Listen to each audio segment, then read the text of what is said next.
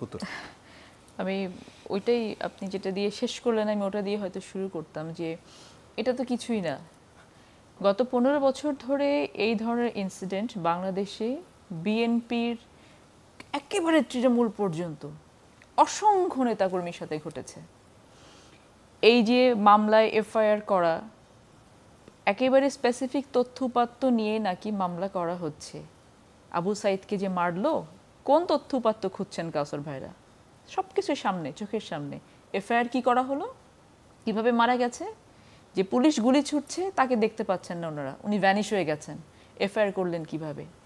মানে ন্যাক্কারজনক ঘটনার তো একটা লিমিট থাকে। মানে এটা কোন ধরনের ঘটনা? দেশের মানুষের সাথে, মৃত মানুষের সাথে কোন ধরনের মানে এগুলো করতে পারে মানুষ, আমি আসলে বুঝতে পারি না।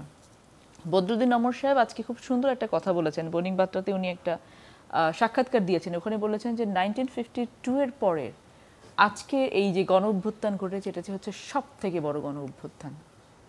কাউসার ভাইদের চোখে এটা আসবে না। ওনাদের ধারণা যে যা ঘটছে ওনারা বোঝেন, বাকি সব হচ্ছে গিয়ে ওই চোখ বন্ধ করে থাকা মানুষ। আজকে কোর্টে যে ঘটনাগুলো ঘটেছে, পুলিশ বলছে কি স্টুডেন্টের সাথে ভালো আচরণ করা হয়। আমরা দেখে এসেছি কি আচরণ করা হয়, এই কয়েকদিন ধরে কি আচরণ করা হয়েছে। আপনি তথ্যপাত্য নিয়ে আপনি অ্যারেস্ট করছেন, ছেড়ে দিচ্ছেন। কয়জনকে আপনি জেলে গিয়ে দেখে আসেন তো কি অবস্থা। আপনি হাজার হাজার মানুষের নামে মামলা করছেন, আপনি হাজার হাজার মানুষ কি করে চিনলেন? আপনি বলে দিচ্ছেন জামাত শিবির, হ্যাঁ রাষ্ট্রের যে সম্পদ ধ্বংস হয়েছে এটা রাষ্ট্রের কোনো টাকা থাকে না, জনগণের ট্যাক্সের টাকায় করা, জনগণের টাকা দিয়ে এই জিনিসগুলো তৈরি হয়েছে। কেউ কারো পকেট থেকে টাকা দিয়ে ফ্যামিলি এক্সপেন্স থেকে কিন্তু এই কাজগুলো করে নাই। সো এইভাবে কথা বললে মনে হয় কি যে বোধহয় একটা গোষ্ঠী হচ্ছে দেশের মালিক, এইগুলা যদি বন্ধ করেন না এই জন্য আজকে এই অবস্থা। আপনি প্রশ্ন তুলছেন যে ইউনিভার্সিটির আন্দোলন কেন বাইরে আসলো, আপনি জানেন না কেন বাইরে এসছে? ছেলে পেলেকে রাজাকার বলা হয়েছে, ছাত্রলীগকে লেলে দেওয়া হয়েছে। কে দিয়েছে? আপনাদের সাধারণ সম্পাদক বলেছে তারাই যথেষ্ট। ওরা তো ইউনিভার্সিটির ভেতরেই ছিল। ছাত্রলীগ গিয়ে অহিংস স্টুডেন্টদের উপরে যে পরিমাণ হামলা চালিয়েছে, টিচারদের উপরে হামলা চালিয়েছে, ওরা এখন ওখানে ইউনিভার্সিটি বন্ধ করে দেওয়া হয়েছে। আপনি স্প্রেড করেছেন তো আপনারা, তখন এটা পুরো বাংলাদেশে ছড়িয়ে গেছে। 1971-এ আমার বাবা তো মুক্তিযুদ্ধ করেছেন। আমি একটা জিনিস দেখতাম কি, আপনি দেখবেন যে কোনো কোনো এলাকাতে বলে গন্ডগোলের বছর 1971, এটা একটা টার্ম ছিল গন্ডগোলের বছর। আমার আব্বা খুব ক্ষেপে যেতেন, গন্ডগোলের বছর বলো কেন, গন্ডগোল মানে কি? আজকে আমি কোর্টে কিছু কিছু মানুষকে দেখেছি, আমার হঠাৎ করে আব্বার সেই কথাটা মনে পড়েছে, বলে বাইরে কি গন্ডগোল হচ্ছে? এই গন্ডগোল শব্দটা, এটা গন্ডগোল না।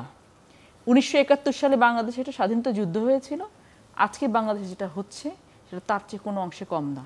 আর হৃদয় বিদারক এই কারণে। কাউসার ভাই যেটা বললেন যে সেখানে আপনার দল বা বিএনপি তারা কি ঝোঁক বুঝে কোপ মারার চেষ্টা করছে? এখানে তো উনিই তো বলছেন যে আমরা এখন পর্যন্ত কোনো বিএনপি কোনো কিছু বলে নাই যে তাদের রাজনৈতিক কোনো উদ্দেশ্য চরিতার্থ করার জন্য, বা উনি ওনার স্পেসিফিকভাবে উনি বললেন যে আমরা বলি নাই যে না আমরা সরকার পতনের আন্দোলন চাই, যদিও কথাটা ঠিক না।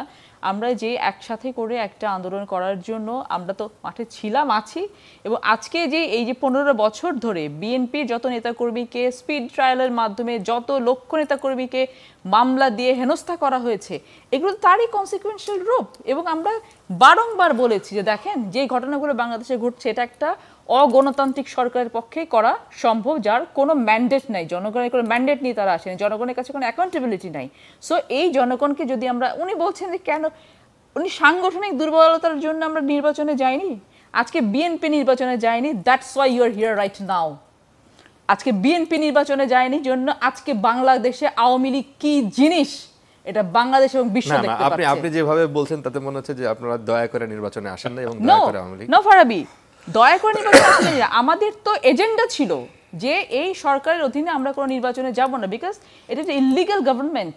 এই ইলিগাল গভর্নমেন্টের কাছে কেউ নিরাপদ না। এবং উনি যে ইনভেস্টিগেশনের কথা বলছে, বাংলাদেশের একটা মানুষ বিশ্বাস করে যে 6টা মৃত্যু নিয়ে যে ইনভেস্টিগেশনের কথা তিনি বলছেন এটা কোনো ইনভেস্টিগেশন, কোনো নিরপেক্ষ ইনভেস্টিগেশন হবে?